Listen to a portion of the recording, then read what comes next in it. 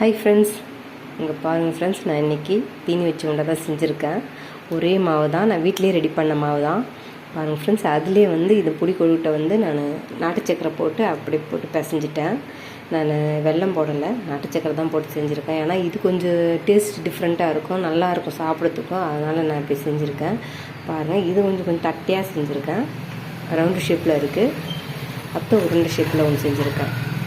ஒன்று எடுத்து புட்டு காட்டுறேன் ஃப்ரெண்ட்ஸ். பாருங்கள் ஃப்ரெண்ட்ஸ், இது நிறைய பேர் இதை வேறு மறந்துட்டாங்க. இந்த தீனி வச்சு கொழுக்கட்டையே யாரும் அதிகமாக செய்யறதே கிடையாது. கடையில் கூட விற்கிது ஃப்ரெண்ட்ஸ், ஆனால் அவ்வளோ டேஸ்ட் இல்லை கடையில். நானும் சாப்பிட்டு பார்த்துட்டேன். சும்மா லைட்டாக சர்க்கரை போட்டு அதை அப்படி பிடிச்சி வைக்கிறாங்க. ஆனால் நம்ம வீட்டிலேயே ரெடி பண்ணி நம்ம சாப்பிடும்போது ருசியாக இருக்கும். பூர்ணமும் பொல பொலன்னு இருக்கு பாருங்கள், டேஸ்ட்டாக இருக்கும் ஃப்ரெண்ட்ஸ். நீங்களும் வீட்டில் ட்ரை பண்ணுங்கள்.